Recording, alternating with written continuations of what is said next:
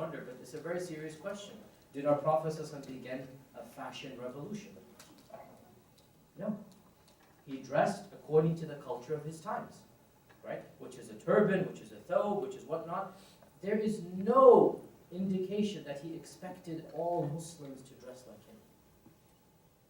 And therefore, I disagree with those Muslims that think it is sunnah, quote unquote, to dress like that, meaning they think the Prophet wanted us to do so. There's no indication. The Prophet ate a certain cuisine. That cuisine is non-existent. Should we try to resurrect it and find out what he ate? Obviously not. So these are common sense. That when our Prophet prayed, when he told us law, when he told us about inheritance, marriage and divorce, he is speaking as a messenger of God. And when he's going about his daily life, what he's eating, what he's drinking, what house he's living in, these are things he's doing because he's in Arabia in a certain time, in a certain place, in a certain culture. And that's not meant to be passed down. And this is something the books of Usul al-Fiqh, they discuss. And this is called Sunnah Tashri'iyya and Sunnah Ghair Tashri'iyya. The Sunnah that was meant to be Sharia and the Sunnah that was not meant to be Sharia. Okay? But the general rule, by the way, is everything he did as a prophet. It's the exception to say that it's something human, and it's common sense exception. What should we do when after giving da'wah the person doesn't listen? Continue giving da'wah to everybody, not just this person, because this is another common mistake that we have, that we think that 5 minutes and khalas, somebody's going to accept the shahada, right? Let me just give 5 minutes with him and I'll destroy every argument he has. And SubhanAllah, human beings love status quo. They love their culture. They love things the way they are. To break away from everything is very difficult. Very difficult. And, simple point, our Prophet Muhammad gave da'wah for 13 years to his own people. The bulk of them did not accept Islam. The bulk of them did not accept Islam. Do you think you will be more successful than he was in 5-10 minutes? It's very difficult. But we thank Allah that our reward will not be based upon results. It will be based upon our efforts. Think about that, right? Our reward from Allah will be based upon our efforts and not the actual results. What is the true culture of the Prophet ﷺ?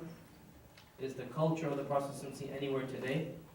I don't think I fully understand the question, but if by culture you mean the norms of his time, obviously that's gone. Nobody imitates the norms of the time of the Prophet. So whoever asked the question, if you want to explain to me now, what do you mean by the culture? No takers? The what? A jinn asked the question. How can I strengthen my faith when I'm surrounded all the time with people who don't have faith? Part 2, how can I find a Muslim husband? Okay. I think there's a correlation between the two, which suggested you strengthening the faith through Muslim husbandry. How can I strengthen my faith? Wallahi, strengthening of the faith is something that requires a long topic in and of itself, but I'll just be very quick and very generic here. Number 1, to strengthen the faith, number one, Quran. Nothing beats the Quran. You cannot substitute reciting the Quran. The number 1 way to strengthen your faith is to have an attachment with the book of Allah subhanahu wa ta'ala. And I advise every one of you, spend, even if it's 5 minutes a day, as soon as you wake up, as soon as you pray Fajr, as soon as you begin your day, before you do anything else, just open up the book of Allah, read even a paragraph, whatever it takes. There's got to be nothing increases one's iman like reading the Quran. Number 2, ambience, environment, being with the right people. You yourself just said, how can I increase my faith when I'm surrounded by people who don't have faith? Well then, ask yourself, why are you surrounded by people who don't have faith? Who are your friends? Our Prophet said, as you all know, a person follows the religion of his friends. So be careful. Who do you take as friends? Now, there are different types of friends. There's acquaintance friends, the guys that, you sit next to each other in class, for example. Okay, you just chill with them, ask them, what's homework and this and that. But then there's people you socialize with. There's people you call up, say, how are you doing? What's happening?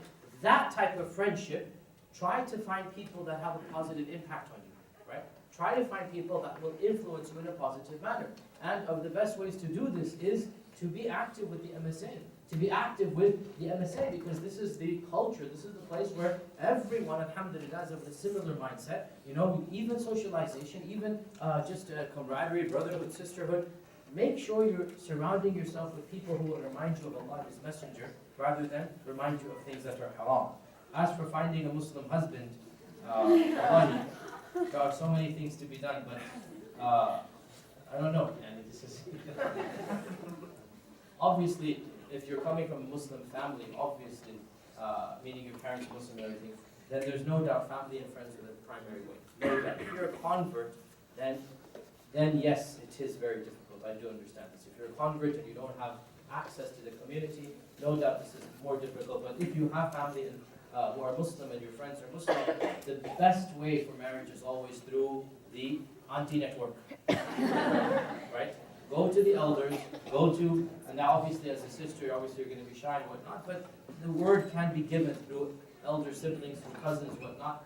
Inshallah ta'ala, I mean, it's not something that, no doubt it is a crisis, by the way. It is a crisis. All of us are facing it, jokes aside.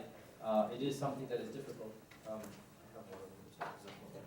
It is something that is difficult, and we are facing a lot of cultural issues between arranged marriages, between being on campus. And let's be honest here, when you're on campus, you're going to find somebody you're attracted to. Flares are going to spark, and love is going to be, in the air. It's human nature. And then family, of course, is not going to be too happy. No doubt, it's part of society that we're living in. I also have been through your stage and phase. I mean, I also went to college over here. Of course, you can always avail yourselves to the largest free service here, the Marriage Services Association. The Marriage Services Association is also called the MSA, right? If you join the Marriage Services Association, you'll actually pretty easily hook up, inshallah ta'ala. Where's Qadhi is on here right now? Okay, anyway.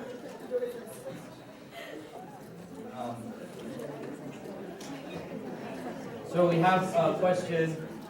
I don't understand how somebody who's a Muslim can throw acid on his daughter's face, and all of these other crimes. I also don't understand, wallahi. I don't know what to tell you. Wallahi, I don't understand. Forget a Muslim. I don't understand a father who loves his daughter. How can he do this to her? So I can't answer the question because I'm just as perplexed as you are. Allah understand.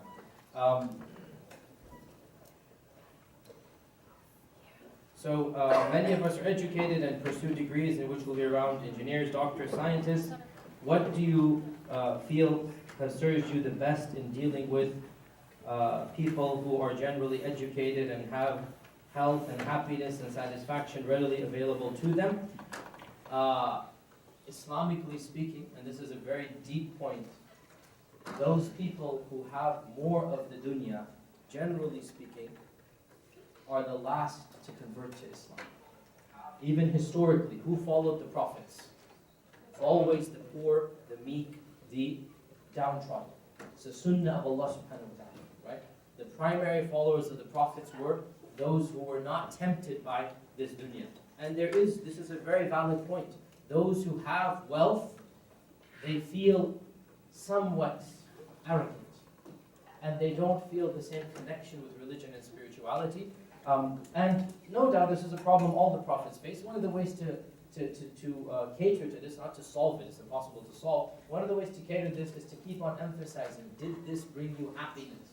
And is this the ultimate goal of life? What is the ultimate purpose of life? Really just talk about these metaphysical issues and remind them of spirituality. One of the tactics of the Quran is to remind them of death. To him you shall return. وَإِلَيْهِ تُرْجَعُونَ. Right? This is one of the blunt tactics of the Quran. Where do you think you're going after you die? What's the purpose of life? But again, you're not going to convert everybody. So your job is simply to convey the message.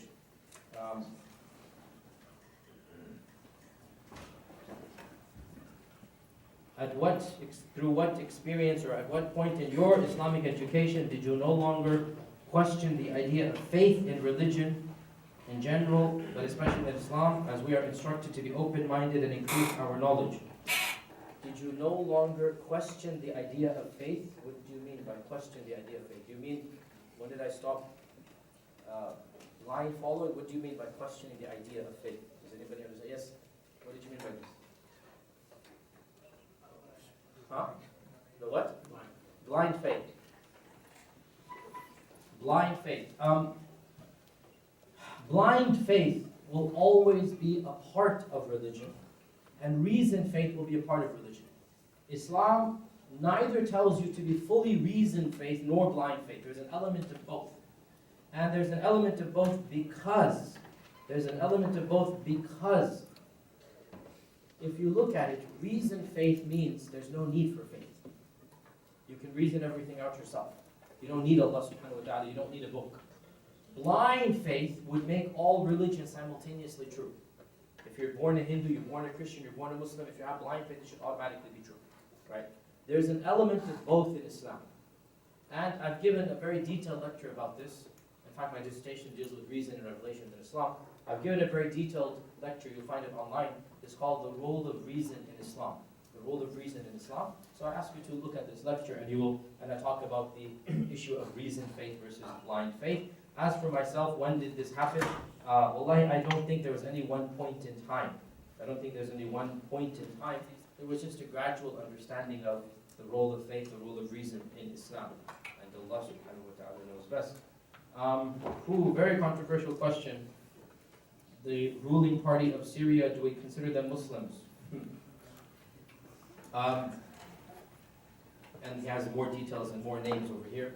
Wallahi, look, considering somebody a Muslim or not a Muslim, generally speaking, we err on the side of caution.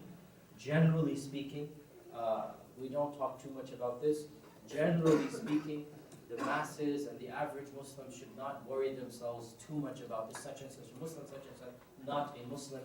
Sometimes, however, our scholars have given basically public condemnations of specific groups, that these groups are outside the fold of Islam, and the theology that the ruling party belongs to in that part of the world, that theology is a theology that does not have any sharia, it does not have fasting or prayer or rituals, it does not have zakat, it does not have the hajj, it does not have the basics of ibadah. And so these types of theologies, and there's only 3 or 4 in number in the world, there's only 3 or 4 such pseudo-Islamic sects that have rejected the sharia totally, right? We believe that anybody who says La ilaha Muhammadur Rasulullah, faces Mecca, prays, has some signs of Islam, inshallah, this person will consider Muslim. And the general rule, we don't really want the masses to get involved. Who's a Muslim, who's not a Muslim? Sometimes, however, the blasphemy is too blatant, right? When somebody does not have any prayer to Allah subhanahu wa ta'ala, any sajda, any zakat, any fasting, when somebody considers a human to be a god, which is their theology. Their theology is specific people were gods on earth, right? That Allah came down in the form of so-and-so. You have to draw a line somewhere, right? You have to draw a line somewhere. And the theology of this group is really outside mainstream Islam, and therefore I don't know any scholar that has accepted this group. Even the famous Amman message of 7 years ago, whatever, the famous Amman declaration, Google it, they did not include this group. This Amman declaration, which is an international declaration, they brought together many diverse groups of Islam, Sunni, Shia, Sufi, Salafi, they got all of these groups. And they said all of these groups, look, we need to stop calling each other kafir. We need to stop being at each other's, theologies and whatnot. These have been historically around. Yes, we disagree. Yes, but let's stop calling each other kafir. And this is the Amman message that was done with an international body of scholars. Only a few groups were excluded. And this is before the Syrian issue began, so it's not politics. And one of the groups that was excluded was their theology. So Allah Azza wa Jalla knows best. How long do we go? It's up to you guys. I'm just the guest here. So 5 minutes? 5 minutes good enough? Because I know you guys have exams and I have a flight tomorrow morning. So, more. the what? The girls want more. 10 minutes? 10 minutes, inshallah. Okay. Can you explain?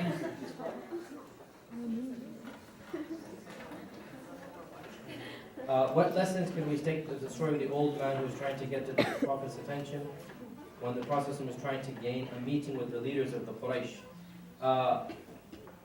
So,